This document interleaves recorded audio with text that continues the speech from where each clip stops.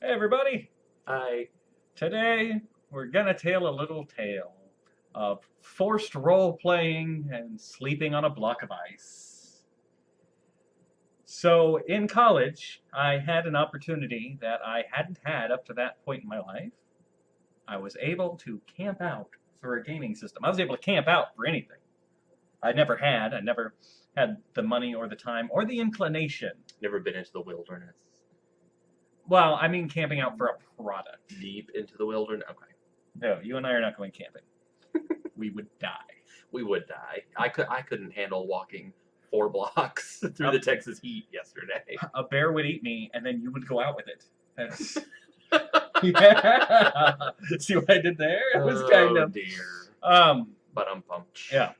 So I was always a Nintendo kid growing up, and the opportunity came for me to camp out to get a Wii. And it wasn't that I was like super stoked. Oh my gosh, I got to be the first person to get a Wii. It was more like, hey, here's this life experience I can have. I can have the story of camping out to get something. That could be interesting. And it kind of explains why I don't like to have life experiences because it ended up being Yeah, it did miserable. not. It did not go anything like I thought. First of all, we were camping. I invited Russ to come join me because Russ likes video games, and it wouldn't be fun to do by myself. So we went to a Target in Denton where we were going to college, and I was under the impression that we would have to camp out until midnight. Midnight. Yeah, I midnight mean, release. Yeah, it's a launch. It launches at midnight. So we got there, and the guy at the front of the line actually worked for the Target. He knew how many were going to be there, so he was able to count off. So we were guaranteed to get one. If we got in this line, he was counting people like, okay, if you get in line, you can have one. If you get in line, you can have one. And we were maybe the last people in line or near the last We were people just in around the line. corner of the building. Yeah. Mhm. Then after we got in line and we got our names on the list and everything, we found out, oh, it doesn't open till what, 7? Right. The normal Target opening time, 6, 7 a.m., 8, something like that. Yeah. So it was maybe 10, 11 o'clock now. We had 8 hours hmm before it was going to open, and I had to work in the morning. I had to be at work at like 8 o'clock. I fortunately didn't for some reason. Maybe I called in.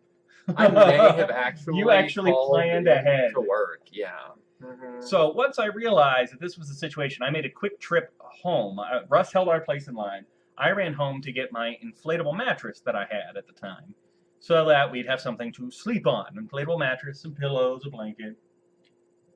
Because we went, what the hell? We'll just do this. 8 hours. Psh, we're fine. We're still young. Can you imagine doing this now? No, I wouldn't. No, I shouldn't have done this 10 years ago. So doing it now, no, certainly not. And certainly not for another Nintendo console. So, no kidding.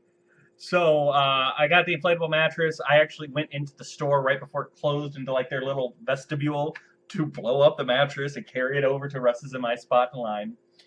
Some people were playing ball. I remember they had a Yes. giant ball that they were bouncing around. Some people brought a tent. They were the smart people. Yeah, it was cold. It was in the fall. It was November. It was November of 2006. And this was not. I- Texas winter fall varies greatly. It was a And cold day. This was one where it was at night. It was freezing or almost freezing. Well, the situation was made worse, but we'll get to that. So, Russ and I are laying in bed together on the streets of Denton because we were homeless. Yes, that's the closest I've ever felt to being a homeless person. I don't know if you're going to remember exactly what you said, but at a certain point, you turned over, you looked at me and said, "Your line is," and you gave me something I had to say. I wanted to recreate scenes. Don't spoil the punchline. Dear. So he says, "This is your line," and he gets me something. I don't even know what. And I say, "Okay." And he says, "I'm going to say my line, then you say your line." Okay. He was camping out for a Wii with me. What was I going to do? Argue with the guy? So he says his line. I say the line that was assigned to me, and he looks at me and says, "We just did a scene from the Golden Girls." And I went, "Okay." I thought it would be a fun way to pass the time. So then he gave me another line, and we did another scene from the Golden Girls. I always had one line, and sometimes Russ would have 2 or 3, but we ended up two men sleeping on a mattress on the Reenacting. streets of Denton, reenacting scenes from the Golden Girls. It kept us awake. I wanted to go to bed. I thought I would die from hypothermia. Here's the thing. Russ doesn't sleep as much as I do. Like No. I'm not a horrible oversleeper like I used to be when I was a kid. But when Russ comes down to Austin, he's always up later than me. Like, I go to bed, and he stays up and puts weird things on my Netflix. And then I wake up 8 hours later, and Russ has already been up for like 2-3 hours. He's showered. He's run around the block. God only knows what he does while I'm sleeping. Probably gone to strange men's apartments. I'm an early riser. You get, what, 6 hours of sleep a night? Yeah, I need about 6. I'm an 8 to 9 kind of guy. If I've slept 9 hours, I just So, might as well not get up. oh, I feel that way every day. Why am I even getting up? So I was ready to go to sleep, but Russ wanted to do scenes from from Golden Girls. We should have done Gilmore Girls as well. We could have done Gilmore Girls. Yeah. You probably would have known some Gilmore Girls. I might have. So the real problem was we had this inflatable mattress, which is, God, rubber, plastic, whatever it's made out of, laying on this concrete ground with nothing between it. So over the course of the night, as we slept, all of the coldness of the ground in November on this cold winter night seeped up into the mattress, so that when we awoke, we were sleeping on a block of ice. We were sleeping on a block of ice. The mattress deflated a bit, at least somewhat. Yeah, I think because throughout all the the night. air in it got freezing cold, and it just... Science. So we woke up on a slightly deflated block of ice, frozen all the way to the bone. Mm-hmm. That was a deep, cold, We had a threadbare blanket, right? We were sleeping outdoors. Threadbare, a sheet, We had a sheet. We had a sheet. a sheet and coats. And then the store opened. Mhm. And we got our Wii's. Now, I didn't have enough money to buy a game with the Wii. I only had enough money to buy the Wii. Luckily, it came with Wii Sports. Russ was able to get I got Twilight something. You got a Zelda. yeah. Was that out for the Wii yet? I don't remember. I remember Whatever buying was a with the game. Wii at launch. I think it was Twilight Princess. I don't remember. I remember I got a game. I don't remember which game. Fairly certain it was Twilight Princess. So I went home, put the box in the middle of the living room, told my roommate I got to go to work, because I did, on very little sleep, and I went to go work at the abused children's shelter, worked a full shift, came home exhausted, still cold inside, to find that my roommate Daniel had spent the entire day that I was at work playing the Wii. He had set it up, and he'd been enjoying my new video game console while I was at work. I feel like this is something I should be angry about, but even at the time I didn't care. Like, all right, I'm glad he's enjoying it. My turn. I feel like Daniel and I had very poor boundaries. And that's almost a whole other story. Daniel and I had very poor boundaries. I feel like I should have cared that he took the thing that I camped out overnight for, plugged it in, and was playing it while I was at work, but I didn't. Well, I What'd you went do? home. I went home, stayed home from work, and slept. And I did. I didn't play it for like at least 24 hours. So, and then the extension to my story, and I don't know if I even ever told you this. I had to return it. It was defective. So I did that for a defective console, which I did get a replacement at no cost, shipped to me. But I went home, slept, didn't play it. Like a day later, plugged it in, played it for like a day, and then it broke somehow. And then I had to just wait for them to ship me a replacement. It took you years to tell me console. that. Yeah. It took you years I to was tell me really that. angry about it when it first happened. I was like, because I got a cold from doing that. I'm not surprised. So, I'm kind of surprised I didn't. yeah. It's kind of funny that we both camped out for a console. Like, we slept overnight on the streets. And it was the Wii. And it was the Wii. And neither one of us was so thrilled about having it that we had to play it then. I didn't call in sick to work. I went to work. My roommate played the Wii. Russ went to bed. Like, we were clearly not the target audience for the idea of camping out for a console. We were Clearly. we were 23. What, 23? Something like that. Which, I think is already a little old to be doing I that. know. I just like to have life experiences, you know? Yeah, I can generally pass on life experience. Until I drag you along to Yeah, them. basically. I remember so much of you and me in college was me calling you and yelling at you to leave your apartment to go do Yeah. something. Like, we're cool beans. Get here now. I've always been a bit of a shut-in. I am less of a shut-in now than I was when I was 23, which is odd. I'm a lot more But- of a shut-in now than I Yeah. was when I was 23. Uh, I don't do the life experience thing as much anymore because they usually end up with me sleeping on a block of ice next to a gay man on the streets of the city. I rode a Segway recently, And you told me, and I fell, but I did it, I thought you weren't Which supposed is- to be able to fall off of those. which is maybe you're not. You but and I President did. Bush. Yes. That's what my friend told me. Me and President Bush. It was, how did the story go? President Bush fell off a Segway. A reporter wrote how he's the only person in the world to ever fall off a Segway. Then a couple weeks later, that reporter fell off a Segway, issued a And I fell off a retraction, Segway. and said that him and Bush were in an elite So club. I believe you, President Bush. And now Russ is Because also in that elite I fell club. off a Segway, and it wasn't even turning. I mean, I was just we were just on it. We were It's flying, happening! flying through a park, and I think I bent down to dodge a tree branch, and it like got the machine off balance, and I would just tumble, and yeah. So I thought I dislocated. I didn't dramatically hurt myself, but my knee hurt for weeks after that. But anyway, what my whole point is that I am more adventurous now than I was when I was in my 20s. So Russ and I are going to go do Segway races. No, we're not. We're going to go kayaking on the river. No, We I can can't swim. We can get ice cream afterwards. I could die. I could die. Or you could get ice cream afterwards. No, death is not worth it for ice cream. Tell you what we do. We get in the kayaks, and we kayak out to Red Bud Island, which is an outdoor, leash-free dog park. So you row your little boat out there, and you get to see all the dogs playing in the Okay. water. I was gonna say, do you think my dog would get in a And then we get ice cream. kayak? I don't think you have a dog. Okay, whatever. He's been talking about this dog, Lucy, ever since I've known him. I've never seen this dog. You've seen my dog. I have a dog. I don't think Russ has a dog. I have a dog. She's antisocial, but I have a dog. She's so antisocial that in 10 years of friendship, I've never seen the thing. Actually, more than that. More than 10, 15. 2001. 15. Good Lord. In 15 years, I've never seen this dog. How old is this dog? She's almost 10. Never seen this dog. Okay.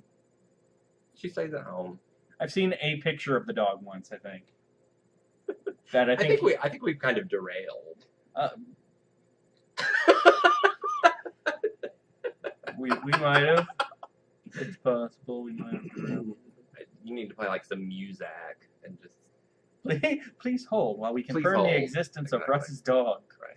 All right, so as Rose pointed out, we have derailed significantly. I did not camp out for a Wii U. I did get one fairly early in its launch cycle, but the NX is on its own.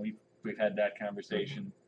But Russ and I camped out for a video game console, and it was a miserable experience that neither Yeah. one of us really enjoyed, and he forced me to roleplay as the Golden Girls. Yep.